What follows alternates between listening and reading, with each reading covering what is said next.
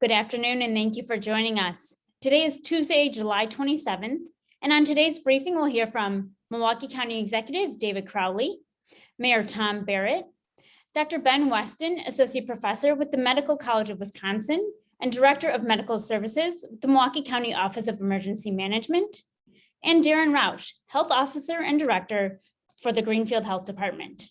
Thank you all for being here, and County Executive Crowley, we'll start with you today. Well, thank you so much, Catherine. And today I want to start with the trends that we're seeing about COVID-19, in which is both nationally and locally, we continue to see the case counts rise. And honestly, the pace that we're seeing is quite alarming. And so right here in Milwaukee County, we've seen cases quadruple over the last few weeks as vaccination rates in nearly all demographic groups slowed down. And so the Delta variant is extremely infectious and is spreading quickly throughout our community.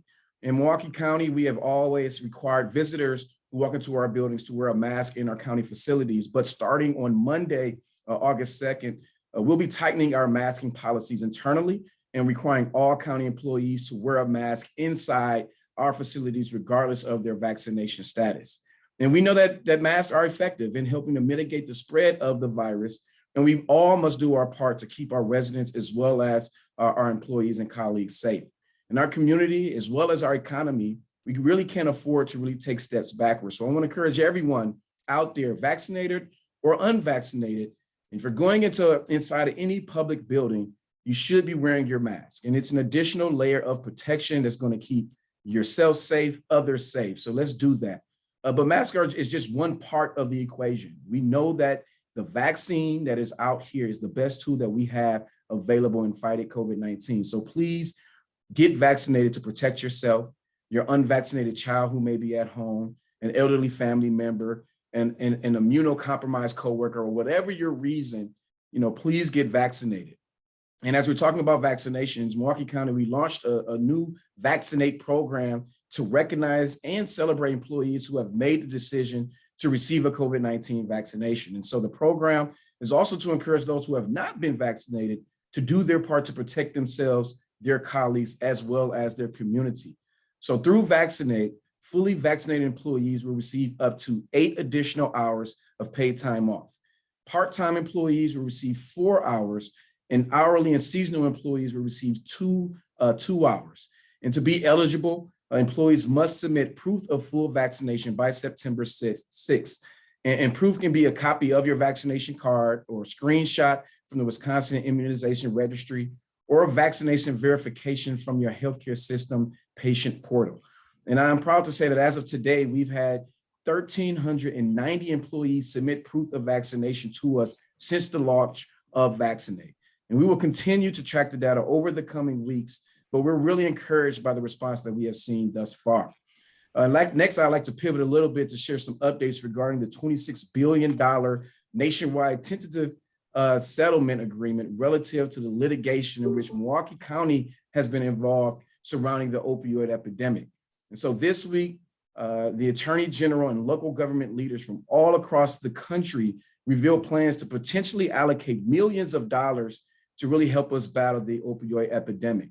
And the announced settlement comes on the heels of Wisconsin adopting the 2021 Wisconsin Act 57, which allocates these settlement proceeds from the opioid litigation between both the state as well as local governments. And I want to give a shout out because I'm extremely thankful for Corporation Counsel Dahl's involvement, as well as the tenacity with which her office has pursued legal as well as legislative help. And so I remain hopeful that we can stem the tide of opioid abuse issues right here in Milwaukee County.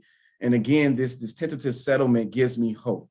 And as we think differently about revenue streams in general, we are starting to look at the county's budget for next year. Milwaukee County, we're going to start to host several open houses the last 2 weeks of August to share information about the 2022 budget and the impacts of COVID-19.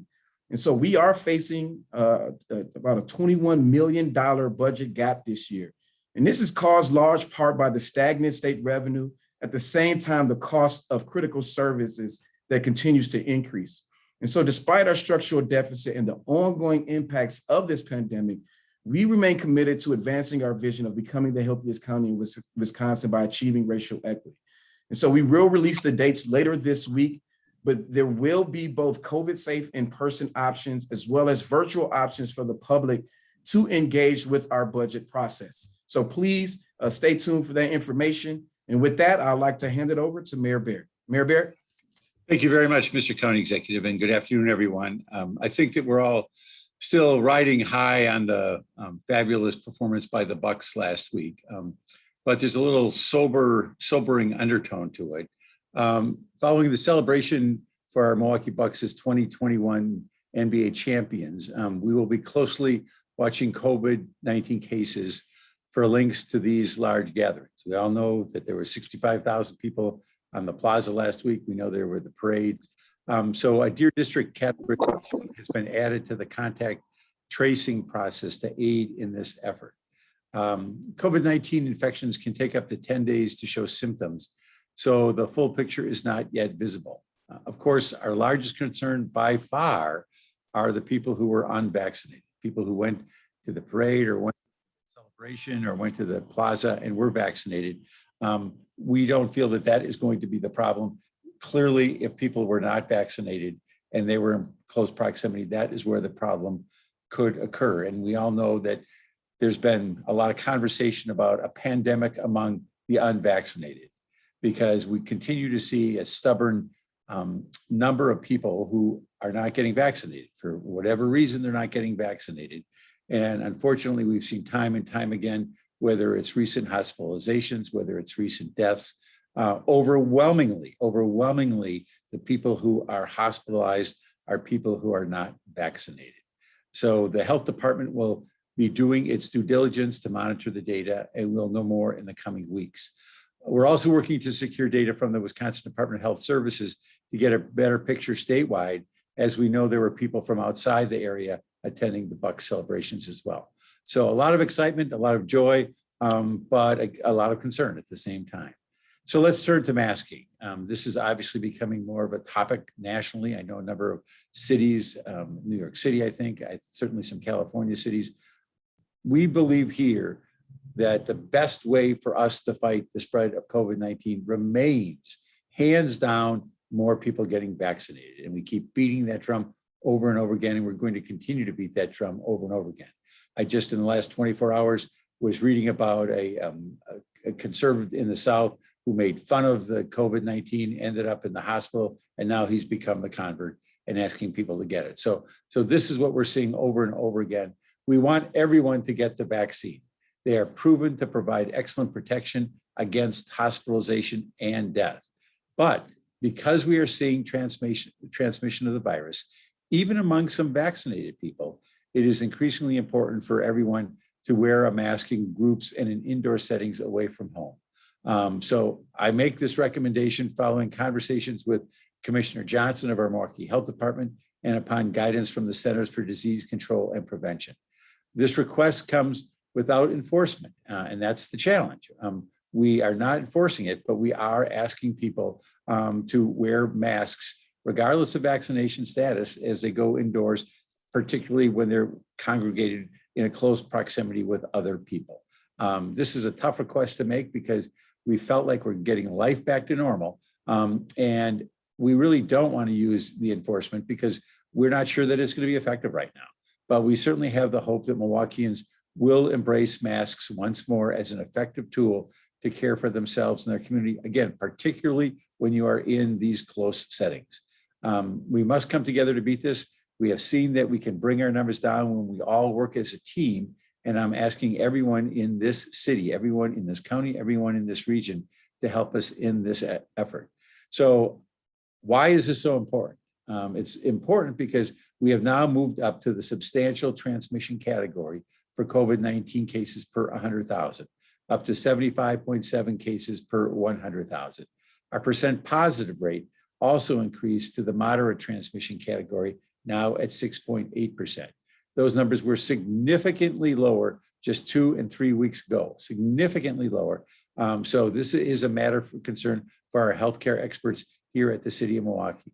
Our vaccination rates were over 50%, but barely. 50.3% of City of Milwaukee adults, individuals 16 and older, are fully vaccinated. 54.5% of adults have received at least one dose. But as evidenced by this week's metric, discussions about the Delta variant are no longer academic. We are seeing increases in cases and the evidence is empirical. Vaccines, as I've said repeatedly, continue to be the best way to protect yourself and your loved ones from COVID-19. We need to keep vaccinating our community against the disease. And I know that's hard for people to hear. They're tired of it. I'm tired of it. You're tired of it, but we're not out of the woods. And in fact, as we know, and you'll hear more from Dr. Weston and others, this situation is actually getting more serious rather than less serious. And COVID-19 testing remains of the utmost importance to track the level of disease burden in our community. So please keep seeking testing if you are feeling symptomatic or are not vaccinated and have been in contact with confirmed cases of COVID-19. Back to school, let's talk about that. With the new school year right around the corner, the Milwaukee Health Department is preparing for its 20th annual back to school health fairs. These are events that I've attended regularly over the years, and I absolutely love them. The fairs will include school-required vaccinations for children without proof of insurance and COVID-19 vaccinations for anyone 12 or older. Other public health services and information will also be available, and free backpacks and school supplies will be provided while supplies last. Children must be accompanied by a parent or a legal guardian. The dates for these will be this Friday, July 30th at Barack Obama School of Career and Technical Education, located at 5075 North Sherman Boulevard, and Friday, August 6th at Southside Health Center, located at 1639 South 23rd Street. Both events will run from 10 a.m. to 3 p.m. And for more information, you can visit milwaukee.gov/BTSHF. Vaccination clinics. Another way for families to prepare for the coming school year is to stop by one of the Milwaukee Public Schools COVID-19 vaccination clinics this week. Anyone ages 12 and over can walk in. No appointments are needed. Stop by at the Milwaukee Academy of Chinese Language, located at 2430 West Wisconsin Avenue tomorrow, July 28th, or Washington High School of IT, located at 2525 North Sherman Boulevard on Thursday, July 29th, from 9 a.m. till noon. For more information, visit the Milwaukee Public Schools website. Finally, some vaccine and testing clinic updates. Beginning August 2nd, Monday, August 2nd, the hours will change for our free walk-in vaccination clinics at the Northwest Health Center, located at 7630 West Mill Road, and the Southside Health Center, located at 1639 South 23rd Street. The hours will now be Monday and Fridays from 9 a.m. to 3 p.m., Tuesdays and Thursdays from 9 till 6 p.m., and Saturdays from 9 a.m. to 1 p.m. A reminder that no appointment is necessary, no ID or proof of insurance is required, and language interpretation is available upon request. More information on vaccines is available online at milwaukee.gov/COVIDVax or through the hotline at 414-386-6800. And with that, I will turn it over to Dr. Weston. Dr. Weston. All right, thank you, Mr. Mayor. Good afternoon. First, to our numbers. We are currently seeing in Milwaukee County an average of 84 new cases per day and about 1 death every 3 days. So today, as we see new daily case numbers continue to rise in every state, and as we see more than a tripling of new daily cases over 2 weeks in Wisconsin, and the same in our county, we saw yesterday professional groups representing millions of doctors, nurses, and other health professionals urge vaccination requirements for all healthcare workers. And just moments ago today, we had the CDC recommend that counties with substantial or high transmission resume indoor masking regardless of vaccination status. And that includes Milwaukee County, which has substantial transmission by the CDC's definitions. So the Delta variant has been game-changing in our approach to the pandemic. As a community, as a state, and as a country, we must stay ahead of the curve. We cannot repeat last year, and there are not many places where that is more true than the classroom. So today I wanted to talk about our children. We're quickly approaching the beginning of a new school year. And not only must we remember that we're still unfortunately in a pandemic, but we must not forget about our children. We're in a different time than we were a year ago, when school boards convened medical committees to determine recommendations for safe school environments. It's different in that we have learned and continue to learn much about how this virus affects children. And it's different in that we now have clear and concise guidelines and expert recommendations to follow. On the knowledge front, we have many more studies to inform our understanding of how COVID affects children. We've known since near the beginning of the pandemic that the acute effects on children tend to be minimal. Children are unlikely to get very sick and require hospitalization in the short term. However, we've learned much about the long-term effects of COVID on children, effects that no parent would wish for their child to suffer. And studies are ongoing to determine exactly what portion of children who get COVID suffer these long-term symptoms. But of the studies that have been done, some show that up to 25%, 1 in 4 children infected with COVID may have long-term symptoms. These include fever, or include fatigue, muscle pain, shortness of breath, and difficulties with concentration. In these studies, often children with long-term symptoms from COVID state that they just don't feel like themselves. Now, until we can offer the vaccine to every child and have each parent comfortable with their knowledge about the safety of the vaccine, we must ensure that our children are protected in the school environment, a place where everyone should feel safe, to prevent both the short-term and the long-term effects of COVID, as well as preventing further spread in the community.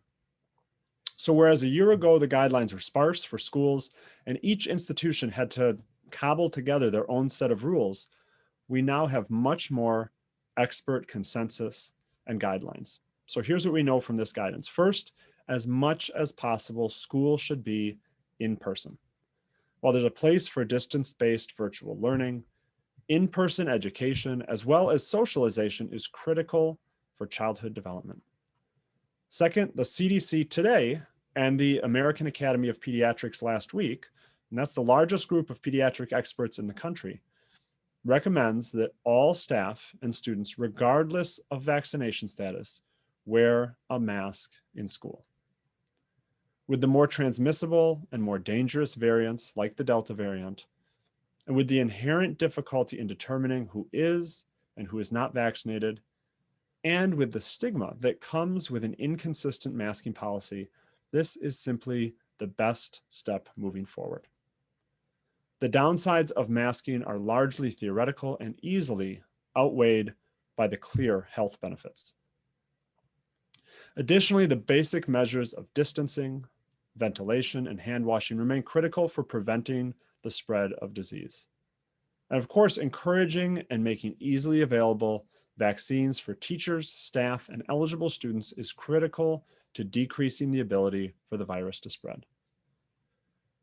Now, the return to school guidance today is much more clear than it was a year ago. Universal masking in schools and other basic safety measures will be critical leading into this school year.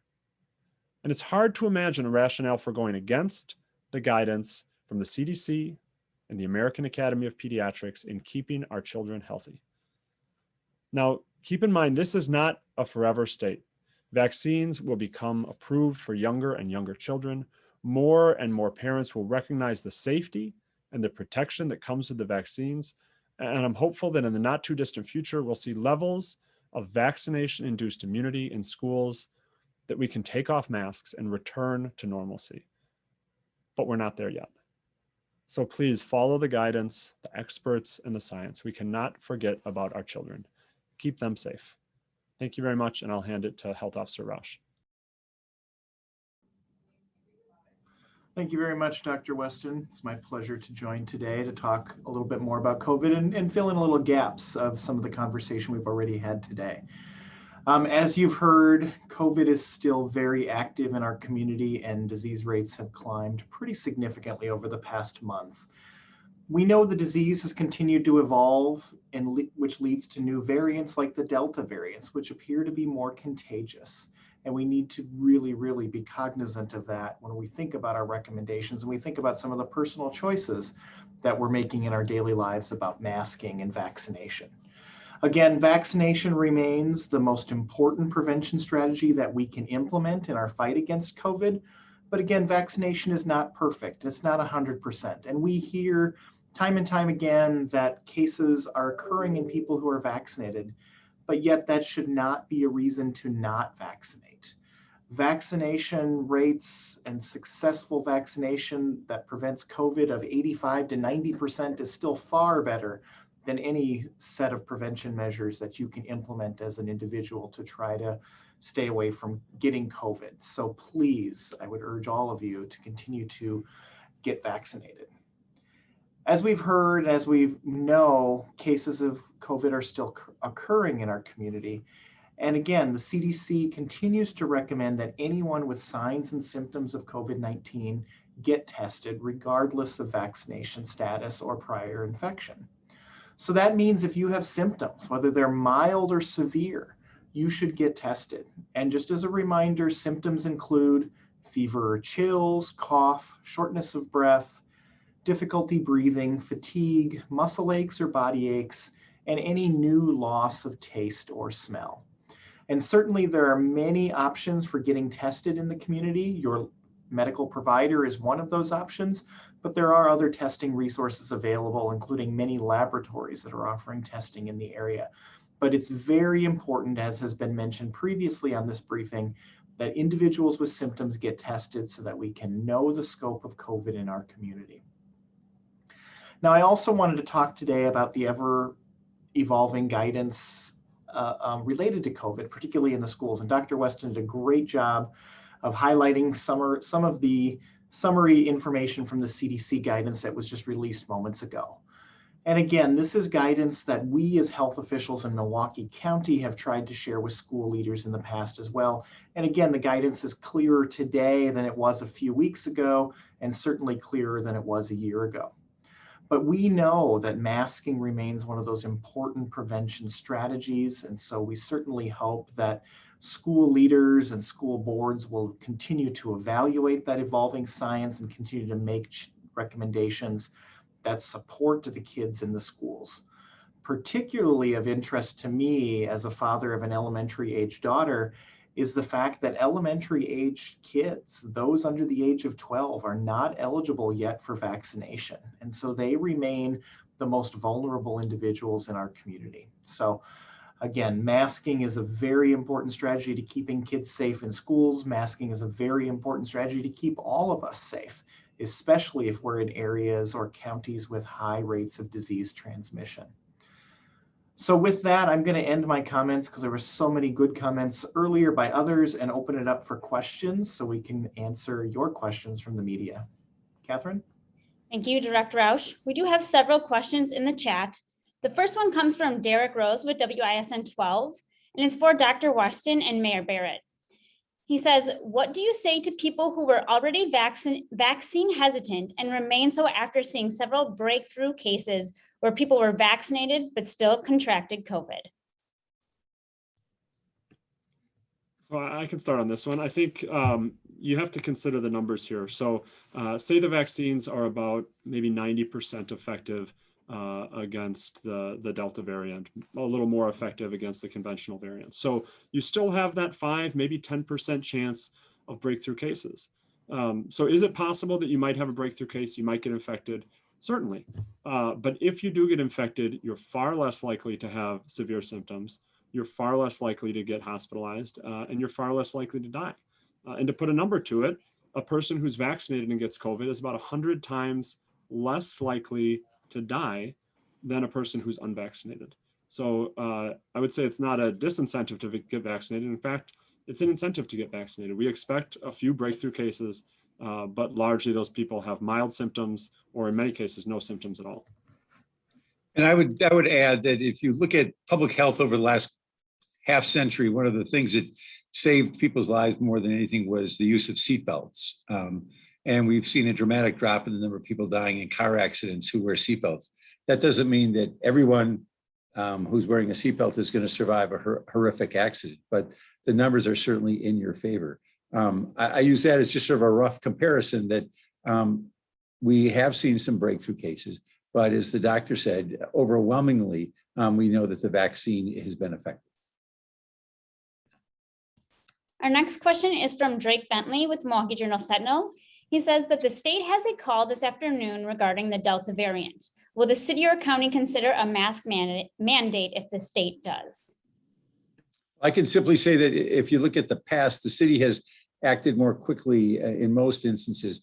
I've been in contact with Alderman Marina Dmitrievich, who's the chair of the Public Safety and Health Committee here at the city. She's very interested in this issue. She's very outspoken in terms of wanting to have the masks back. I will continue to work with her. I'll continue to work with Commissioner Johnson to see when and if we need to go back to it. Our preference, of course, is that we don't, but I simply cannot rule that out. That is not out of the question. But as I indicated in my comments, enforcement has been an issue. That's why I'm going to continue to talk about how important it is to get vaccinated, because I think that that is by far the least divisive and the most effective way to deal with this pandemic. And at the county's perspective, again, we've always required visitors coming into any county facilities to continue to wear their mask. And we are tightening restrictions for county employees, whether they're vaccinated or not. So we're going to continue to have our mask restrictions in place for all county facilities. Our next question is from Mary Jo Ola with TMJ4 for Dr. Weston. Regarding the CDC mask guidance, can you explain why even fully vaccinated people should resume masking when indoors? Sure. So I would say there's really two reasons why fully vaccinated people would want to mask indoors.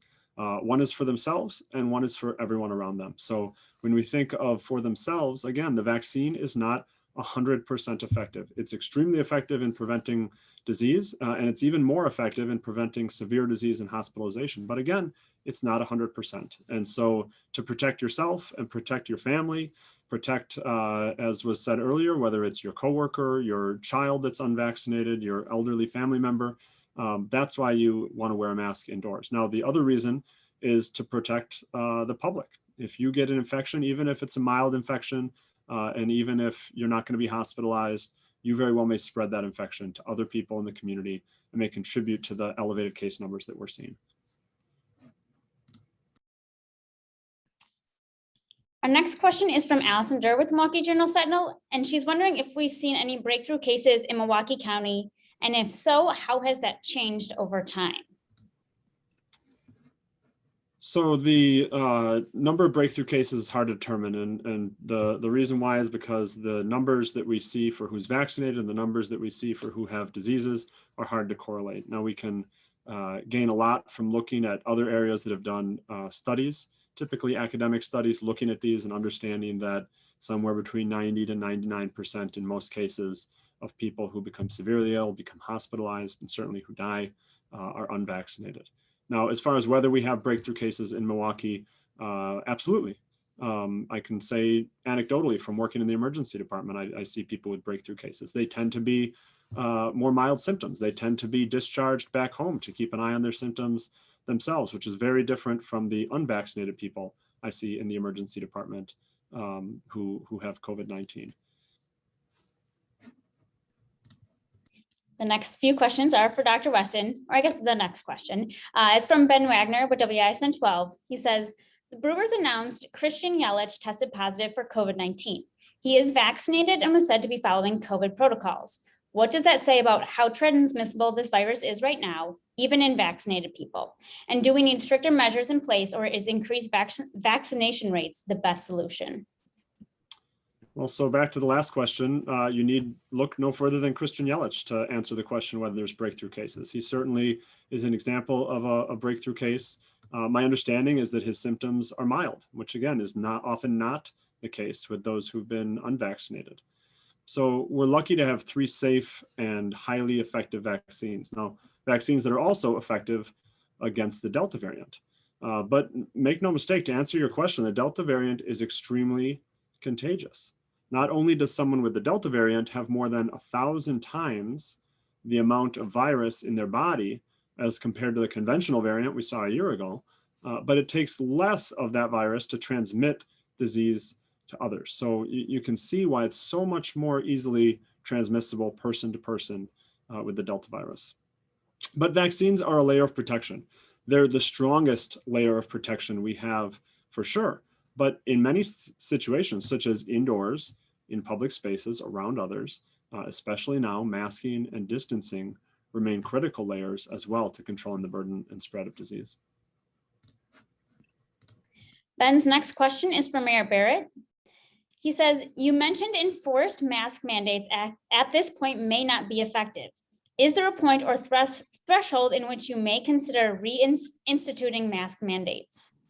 Again, I've spoken to the commissioner, I've spoken to Alderwoman Dimitrievich numerous times over just the last couple of days, and we are monitoring this very, very closely.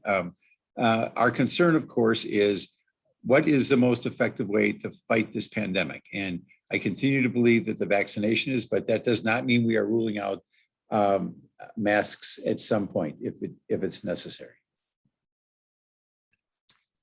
Kent Wainscott with WISN 12 said, I know it may be too early to know the full impact of the Deer District crowds on the COVID case numbers, but have you seen any results yet that indicate how much that may have contributed to the increase in cases?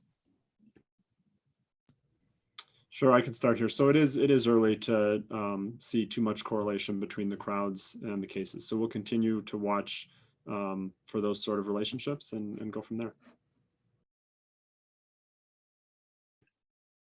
Our next question is from Me Wisconsin. The question is, vaccination numbers in minorities continue to be low. Do you have any additional strategies to promote vaccination in these communities? Well, we've employed many different strategies, whether we're talking about healthy homes for those who can't leave their homes. We talk about door to door, and we continue to do these COVID-19 updates as well. So we continue to talk directly to the community about what needs to happen. But it doesn't mean that we won't come up with more strategies in the future, particularly as we continue to see this Delta variant rearing its ugly head up. And so, I think that, the mayor and many other municipalities, we're going to do everything that we can to continue to promote the vaccinations. We know that there are folks hesitant out there, but we do know that there's a number of people out there that we can still go after and get vaccinated. But I think we all have a part, whether we're elected, community leaders, business leaders, everyone has a part in really talking about the benefits of this vaccine. And I would concur with that. I was just looking at the list of people who have died from it. And again, there are way too many people of color who have died from this. It is having a very serious impact on our African-American population, on our Hispanic population. And we'll continue to do everything we can. We're doing door-to-door work right now, and we're going to continue to do that. We're going to look for other ways to have incentives and other things to do to make sure that we're addressing this as effectively as we can. Our next question comes from Hannah Jewell with Fox 6. She says, for those who attended large Bucks celebrations, who do you recommend should be tested? What about those not showing symptoms and or vaccinated?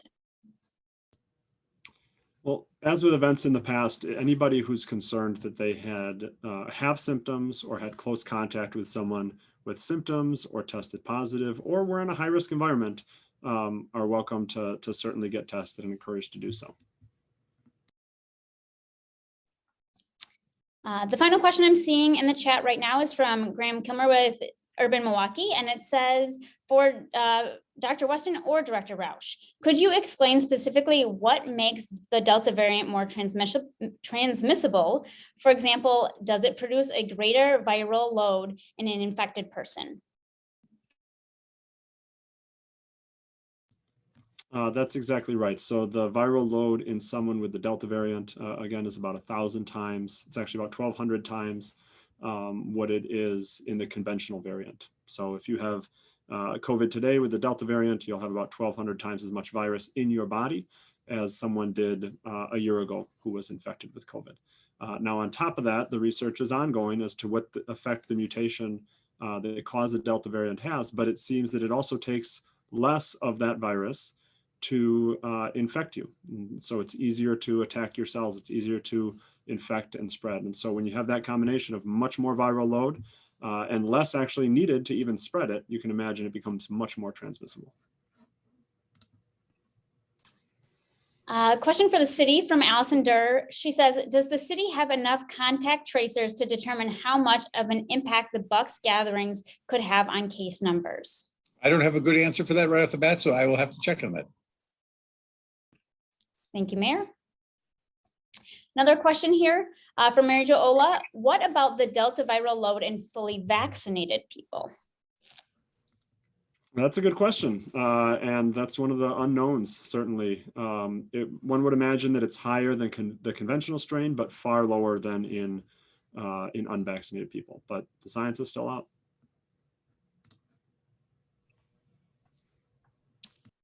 Those are all the questions I'm seeing, all really great questions. Thank you all for attending today's briefing. There'll be a few follow-ups following the briefing. Otherwise, we will see you here next week.